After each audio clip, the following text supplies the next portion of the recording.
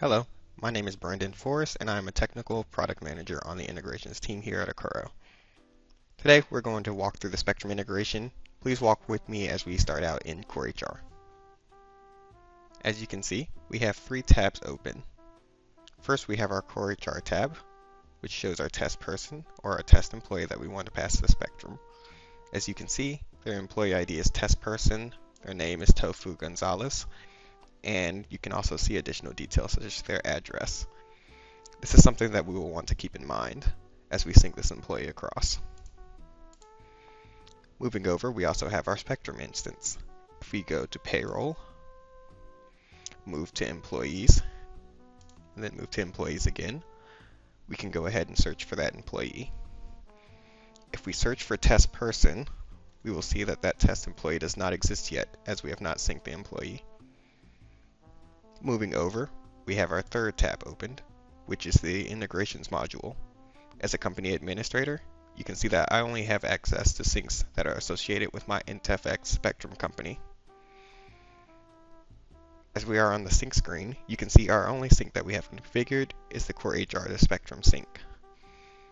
Moving into the sync edit with this pencil icon, we can see the scopes and the pieces of data that are configured to be passed in the sync.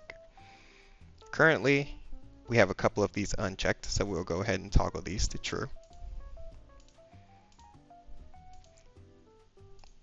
This will allow these pieces of data to move across in our sync.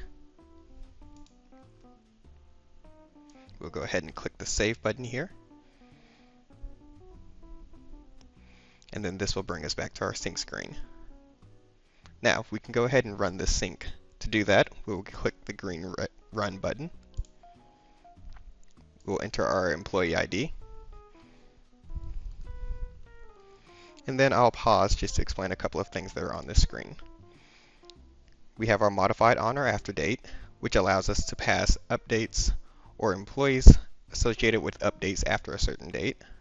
And then we also have our exclude employees ID filter below.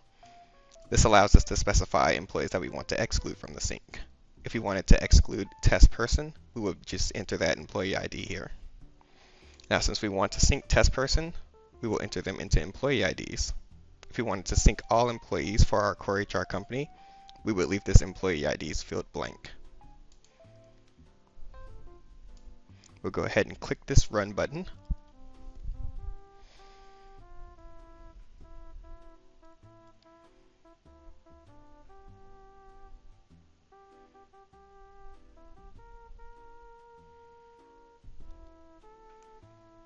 And as we can see, we have the file attached with the pieces of data that were sent over to AppExchange in Spectrum.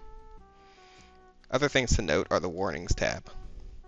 This includes warnings for our employee, such as the warning here below, which is indicating that even though we have the emergency contact scope selected, this employee did not have any emergency contacts. Moving over, we also have logs.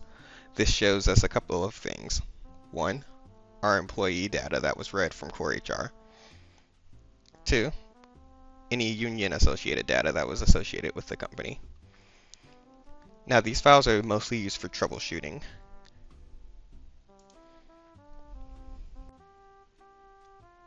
One other thing worth noting as the sync completed is that if there are any errors populated for the employee or any associated employees, they would also show up as one of these tabs.